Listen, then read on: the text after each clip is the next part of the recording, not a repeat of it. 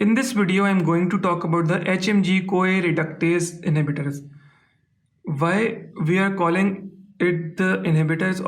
क्योंकि ये HMG-CoA reductase एक एंजाइम है, इसको इनहिबिट कर रहे हैं. इसको हम statins भी कहते हैं. Statins most important in the treatment of hyperlipidemias. Depend भी करता है सिचुएशन पे, लेकिन मोस्टली जो फर्स्ट चॉइस होती है हमारे पास वो स्टैटिन्स ही होती है. It includes atorvastatin, lovastatin and simvastatin. अब ये जो है हम पहली क्लास ऑफ ड्रग्स पढ़ रहे हैं to treat the hyperlipidemia. Mechanism of action देखते हैं इसका. सबसे पहले अगर हम कोलेस्ट्रॉल की सिंथेसिस की बात करें, कोलेस्ट्रॉल सिंथेसाइज कैसे होता है in the body. Acetyl CoA is converted to HMG-CoA which is converted into mevalonic acid. फिर मल्टीपल स्टेप्स हैं, स्क्वालिन एंड कोलेस्ट्रॉल.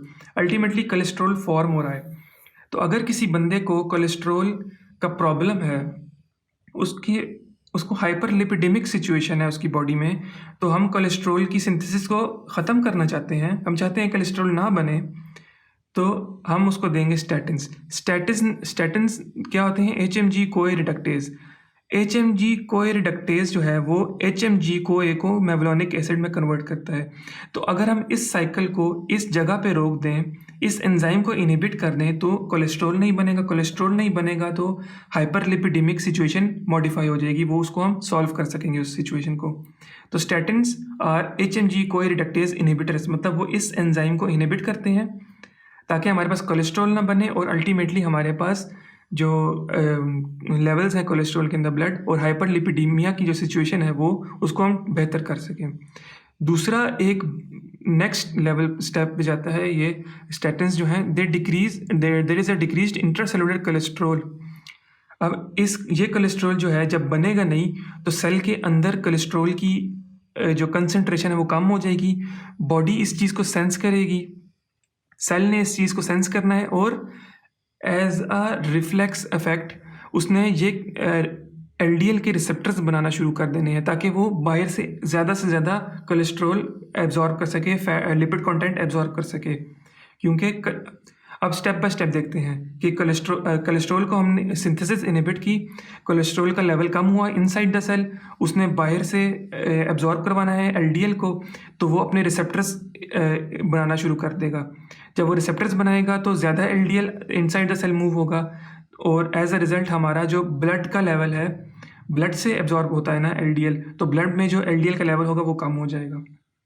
इसको हम इस तरह देखते हैं. ये extra cellular, this is blood और दिस इज सेल. यहाँ पे हमने कोलेस्ट्रॉल की सिंथेसिस को इनहिबिट किया. कोलेस्ट्रॉल की सिंथेसिस को जब इनहिबिट किया तो सेल ने सेंस किया इस चीज़ को, सेल ने यहाँ पे रिसेप्टर्स ज़्यादा कर दिए LDL को अंदर मूव करवाने के लिए. तो LDL ब्लड से अंदर आया, तो एज अ रिज़ल्ट ब्लड में जो लेवल है कोलेस्ट्रॉल का, जो लिपिड कंटेंट का, वो कम हो गया. अब हम जब भी चीज़ें पढ़ेंगे तो मोस्ट इम्पॉर्टेंटली हम बात करेंगे ब्लड में लिपिड के कंटेंट की. हमारा जो मेन फोकस है वो ब्लड में लिपिड के कंटेंट को कम करना है. तो इससे LDL अंदर मूव करेगा और एज अ रिजल्ट ब्लड का LDL लेवल कम हो जाएगा. Decrease intracellular cholesterol cell and then the cell makes LDL receptors to ingest extracellular LDL from blood. Low intracellular, तीसरा इफेक्ट, एक और एक्स्ट्रा इफेक्ट दे रहा है. Low intracellular cholesterol decreases secretion of VLDL. जो VLDL अंदर से बाहर जा रहा था, VLDL जो अंदर से बाहर जा रहा था, जब हमने कोलेस्ट्रॉल ख़त्म को इनहिबिट किया तो ये VLDL भी अंदर ही रहेगा, क्योंकि अंदर का लिपिड कंटेंट कम हो गया. तो ये VLDL बाहर ट्रांसफ़र नहीं होगा, तो इस VLDL को भी अंदर रिटेन रख दिया गया. एज अ रिज़ल्ट हमारे ब्लड में और कंसनट्रेशन कम हो गई ऑफ द लिपिड कंटेंट. तो इस तरह स्टैटिन्स जो हैं वो बहुत इंपॉर्टेंट है हमारे लिए. फार्माकोलॉजिकल एक्शंस की अगर हम बात करें तो there is decreased cholesterol synthesis, increased catabolism of LDL का इंक्रीज कैटाबॉलिज्म, मतलब वो इनसाइड द सेल मूव कर रहा है. Small decrease in plasma triglyceride, जो ट्राइग्लिसराइड जहाँ पे फ्लो कर रहे होते हैं उनका भी डिक्रीज होता है, स्मॉल डिक्रीज है. Small rise in the HDL is a good cholesterol, इसका थोड़ा सा लेवल इंप्रूव करता है in the blood. Decrease oxidative stress. अब ऑक्सीडेटिव स्ट्रेस इतना होता है कोलेस्ट्रॉल की वजह से, मतलब हाइपर एक्टिव सिचुएशन होती है, ऑक्सीडेटिव स्ट्रेस की सिचुएशन डेवलप हो जाती है इन द हाइपरलिपिडेमिक स्टेट. तो उस ऑक्सीडेटिव स्ट्रेस को कम करता है स्टैटिन आके. Decrease vascular inflammation atherosclerotic lesions. Vascular inflammation जो होती है इस हाई लिपिड कंटेंट की वजह से जो वेसल्स इन्फ्लेम कर रही हैं उनको अफेक्ट हो रहा है, वो इन्फ्लेमेशन कम करता है by decreasing the lipid content statins. ये अब इसके यूज़ की अगर हम बात करें, थेरेप्यूटिक यूजेस क्या है कि रिड्यूस एलडीएल लेवल, किसी बंदे का एलडीएल लेवल ज़्यादा है तो उसको हम स्टैटिन देंगे। इट इज़ यूज्ड अलोन और in combination with other classes of drugs. All hyperlipidemias, हर तरह का हाइपरलिपिडीमिया में हम दे सकते हैं स्टैटिन्स को। Use in children is restricted to hyper cholesterolemia और फेमिलियल कंबाइंड हाइपरलिपिडीमिया। ये टाइप 2 की हम बात कर रहे हैं, type 2A and type 2B। तो क्या अफेक्ट था वहाँ पे एलडीएल का जो रिसेप्टर था, एलडीएल का जो हमारे पास रिसेप्टर था उसका डेफिसिट था। तो इसको हम अब एलडीएल को ट्रीट करना है ना, एलडीएल का लेवल डिक्रीज करना है ना ब्लड में। तो इस एलडीएल को डिक्रीज करने के लिए हम देते हैं स्टैटिन्स। स्टैटिन्स क्या करते हैं, एलडीएल का जो लेवल है वो ब्लड से अंदर की तरफ सेल की तरफ मूव करवाते हैं और ब्लड में लेवल कम कर देते हैं। तो ये टाइप 2A और टाइप 2B में बहुत इंपॉर्टेंट है। एडवर्स इफेक्ट की बात करें तो abnormality in liver function test जो है वो इससे अल्टर होते हैं क्योंकि elevation of serum amino transferase activity. ये जो एंजाइम है, ट्रांसफरेसेस एंजाइम्स होते हैं जो लिवर के फंक्शन को हम आइडेंटिफाई करने के लिए कहते हैं कि या तो अगर ये लेवल्स नॉर्मल होंगे अमाइनो ट्रांसफरेजेस के तो लिवर प्रॉपर नॉर्मली फंक्शन करता। तो ये स्टैटिन्स जो हैं they might affect the liver and increase the level of serum amino transferase. Hepatic toxicity हो सकती है, that will lead to anorexia, malaise, मतलब टायर्डनेस और टायर्डनेस, नॉजियस फीलिंग इस तरह की होती है। Precipitated decrease in LDL, that LDL में have a precipitated effect. Muscle pain, weakness. अब ये जो हमारे पास एंटी हाइपरलिपिडेमिक ड्रग्स हैं इसमें इनमें जीआईटी पे एक अफेक्ट हो सकता है और ये इस तरह नोजिया, फ्लॉचुलेंस वगैरह ये चीज़ें परफॉर्म कराती हैं। और दूसरा ये मसल पे अफेक्ट करती हैं, मसल वीकनेस और इस तरह की चीज़ें। Muscle pain and weakness, myopathy and rhabdomyolysis. Myo means muscle, lysis mean break down, rhabdomyolysis disease condition of the muscle, same is the myopathy, degradation of the muscles. ये rare effects हैं और ये genetic associated है, मतलब genetic factors अगर किसी differ करते हैं पर्सन टू पर्सन, अगर किसी बंदे में प्रेजेंट है तो these might lead to the myopathy and रैप्डोमायोलाइसिस।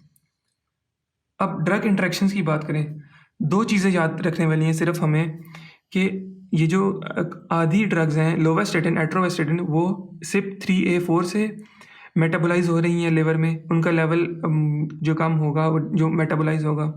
और जो दो ड्रग्स जो हैं फ्लोवेस्टेटिन और रोजुवास्टेटिन, ये CYP2C9 की वजह से हमारे पास जो है मेटाबोलाइज हो रही हैं। कोई भी फैक्टर जो इन दो साइटोक्रोम्स को इनहिबिट कर रहा है या उसको इंक्रीज कर रहा है उसकी एक्टिविटी, तो वो प्रोड्यूस करेगा ड्रग इंटरेक्शन। अभी हम देख लेते हैं कैसे। Macrolide, cyclosporine and all those these inhibit cytochrome 3A4। जब वो इसको इनहिबिट करती हैं तो हमारी ड्रग की मेटाबॉलिज्म जो है वो कम हो जाएगी। 3A4 को कर रही है ना, तो इनकी मेटाबॉलिज्म कम हो जाएगी। जब इनकी मेटाबॉलिज्म कम होगी तो इनका ब्लड में लेवल रेज्ड रहेगा, ब्लड में लेवल रेज्ड रहेगा तो ज़्यादा इफेक्ट देंगे। जब ज़्यादा इफेक्ट देंगे तो टॉक्सिसिटी प्रोड्यूस करेंगे, accumulation in the plasma that will lead to the toxicity, मतलब वो हाइपोलिपिडेमिक स्टेट की तरफ लेके जा सकते हैं, चांसेस हैं।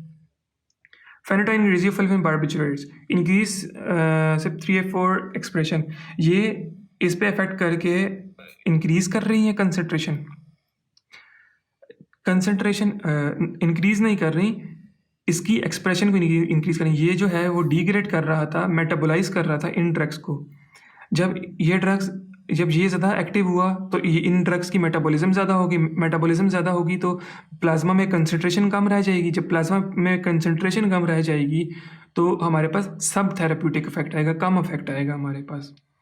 दूसरा दो फैक्टर इसके देख लेते हैं, CYP2C9 के inhibitors of CYP2C9 this will increase plasma levels. अगर ये दो ड्रग्स है ना, वो ड्रग्स जो इनके लेवल्स को इंक्रीज कर रही होंगी जो इनको इनहिबिट कर रही होंगी, तो अल्टीमेटली हमारी ड्रग की इसको इनहिबिट कर रही होंगी, ये मेटाबोलाइज नहीं होगा, प्लाज्मा में कंसंट्रेशन ज़्यादा मेंटेन रहेगी। जब प्लाज्मा में ज़्यादा कंसंट्रेशन मेंटेन रहेगी तो ज़्यादा अफेक्ट आएगा, एडवर्स अफेक्ट आ सकता है हमारे पास। Use of reductase inhibitors with amiodarone and verapamil cause increase risk of myopathy.